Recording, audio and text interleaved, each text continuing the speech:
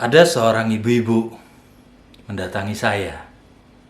Dia bercerita, "Pak Ari, saya menikah selama 20 tahun. 7 tahun belakangan ini, suami saya kerjaannya hanya tidur, marah-marah, tidak memberikan nafkah lahir batin.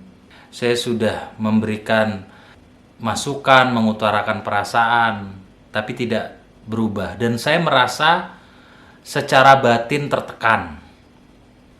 Artinya suami saya tidak menjalankan kewajibannya sebagai suami. Saya sudah berusaha, saya sudah berdoa, ya. Dalam tahajud saya minta jawaban dari Allah yang terbaik.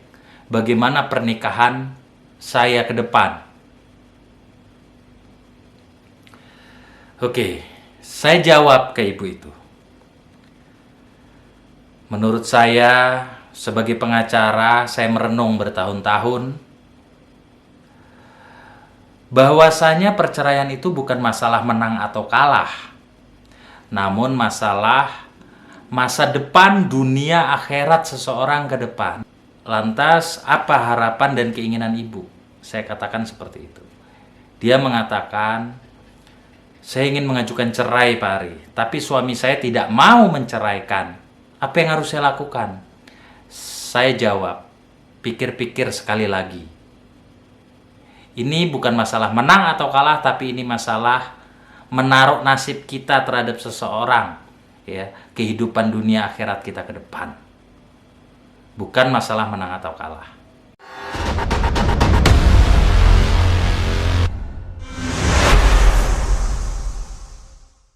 Assalamualaikum warahmatullahi wabarakatuh. Dalam rumah tangga kita tidak pernah bisa tahu bagaimana ke depan. Kita tidak pernah bisa memprediksi.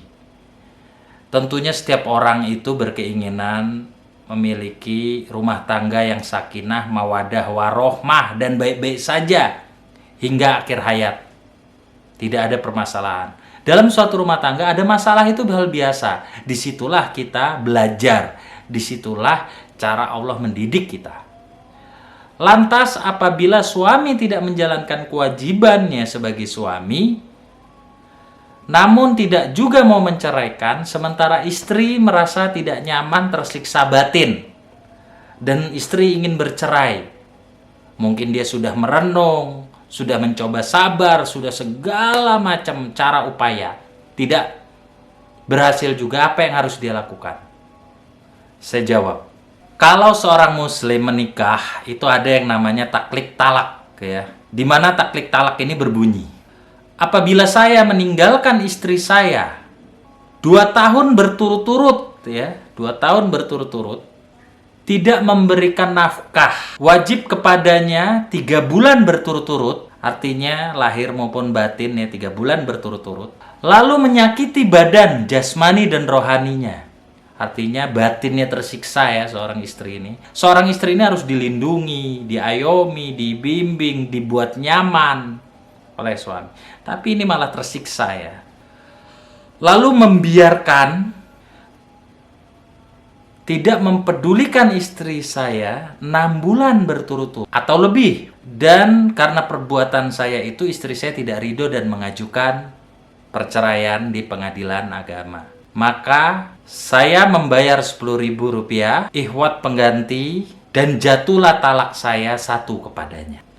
Artinya apa? Artinya apabila suami tidak mau menceraikan, tapi dia tidak bisa menjadi suami yang baik, dan istri merasa tertekan bertahun-tahun, ya, maka talak itu tetap bisa dilakukan. Istri tetap berhak untuk mengajukan perceraian. Tapi perceraian tidak dianjurkan.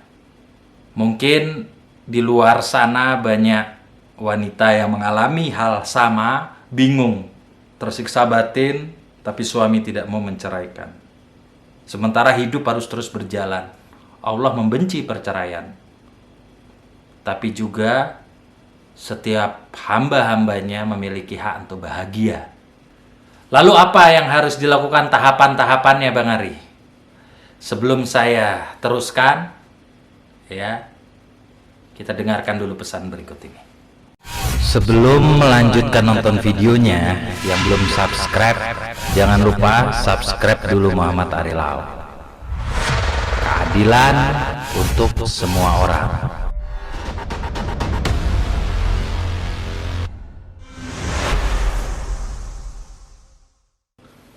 Yang harus dilakukan adalah mengajukan gugatan. Kalau Islam di pengadilan agama, kalau non-Muslim di pengadilan negeri.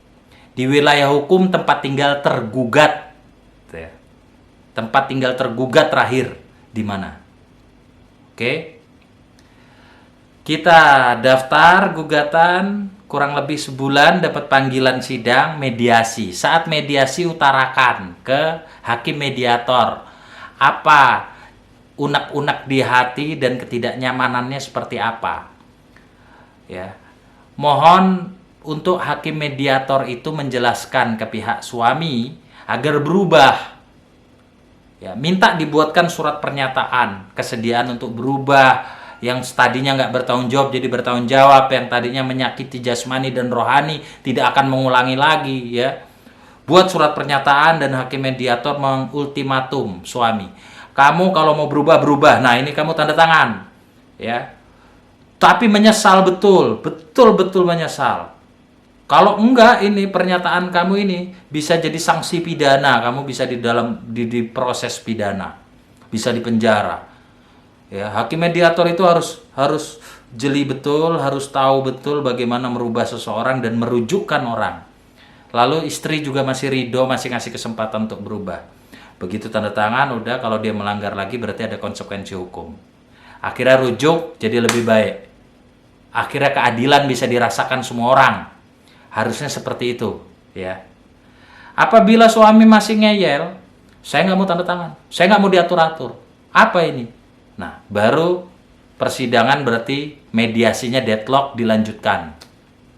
Ya, pembacaan gugatan. Suami dikasih kesempatan untuk mengajukan eksepsi keberatan atas tuduhan yang di dalam gugatan itu. Silahkan suami menangkis dalam waktu 1 minggu.